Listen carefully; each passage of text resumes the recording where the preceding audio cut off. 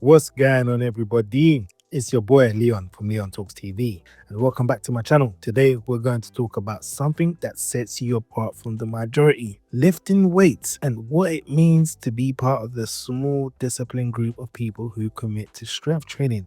You might not realize it, but only about 3% of the world's population lifts weights consistently. Let's explore why that makes you part of a rare breed. Chapter 1: Statistics behind strength training. First off, let's look at the numbers around the 3% of the global population.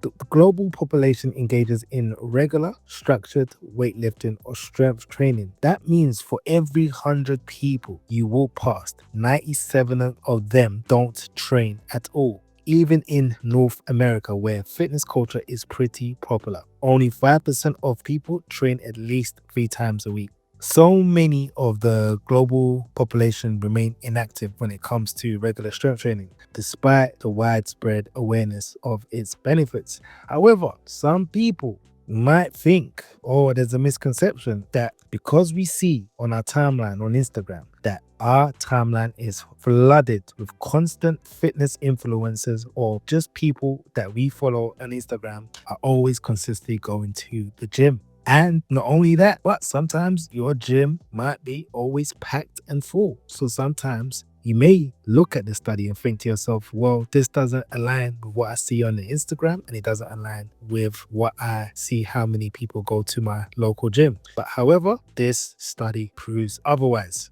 So let's delve in more.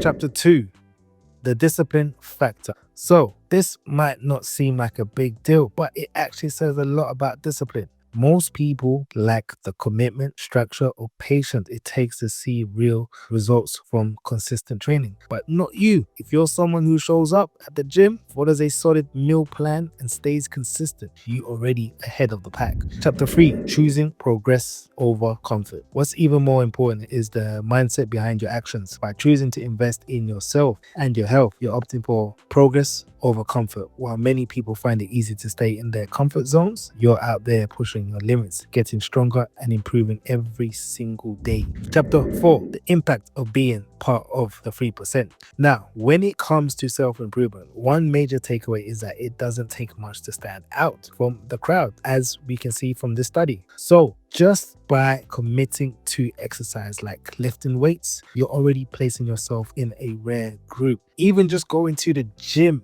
making your way to the gym, is already putting yourself amongst the small elite of people. Now, I always used to say, the hardest part about going to the gym is actually showing up, and the rest is easy. So only about 3% people regularly lift weights. So that puts you ahead of the majority. Many people shy away from challenges, but if you put in the effort to better yourself, you realize the competition isn't as stiff as it seems. If you're not currently part of that 3%, don't worry. The entry point to self-improvement is pretty accessible, and you can easily rise above the average. Focus on what you can control, like dedication and work ethic, and just being consistent overall. And remember that true growth happens when you push your limits. So being part of the elite group isn't just about showcasing physical strength. It's about the determination and the discipline and the consistency that comes with it. So whether you're lifting weights or just starting your journey, keep pushing forward and embrace the path to becoming the best version of yourself. Now, I get it. Some people might not have the time to be consistent with going to the gym or lifting weights, but you can always find time for 1 hour of the day. Even if you can't afford a gym, save up some money for gym equipment at home. You might not even need gym weight equipments. Some people do calisthenics. Some people, there's gym parks that you can go. You can do exercise without weights, like doing push-ups and press-ups and dips. Just think of it this way: if you can spend an hour or two watching or binge watching your favorite Netflix series, you can always find time to do workout. Remember, you only need 3 times a week to do this. Chapter 5: understanding the 3% weightlifting statistics.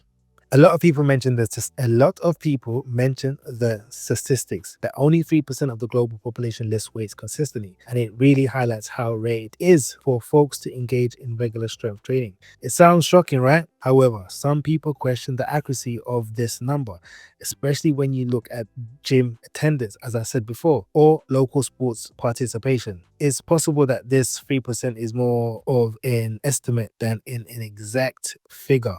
Also, it's important to note that this statistic doesn't paint a complete picture. The 3% is an unevenly spread across different ages, genders, region, and access to fitness resources. For instance, you will find fewer people lifting weights in developing countries or among older age groups, which can really skew the overall average. This statistics also points to a big opportunity for the fitness and health industries. Since the participation in weightlifting is so low, there's a huge potential for growth and campaigns aimed at getting more people involved. However, within strength training communities, there's some critique of this statistics. Many argue that it can be misleading because it combines serious lifters with those who exercise casually. This can really affect the perception of what it means to lift weights regularly. In short, while these 3% figures is widely used to illustrate how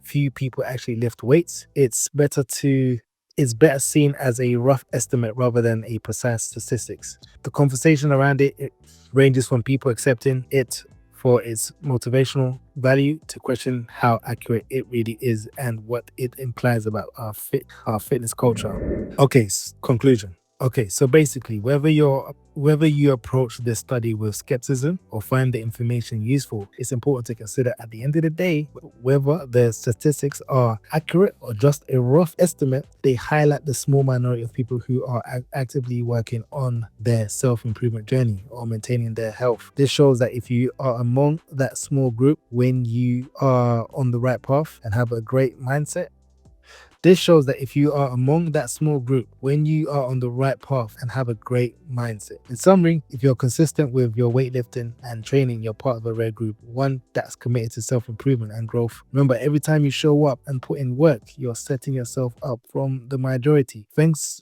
for joining me today, and I'd love to hear your thoughts on this topic. Let's chat in the comments below. If you found this video helpful, don't forget to hit that like button and subscribe for more info. Until next time, and salute.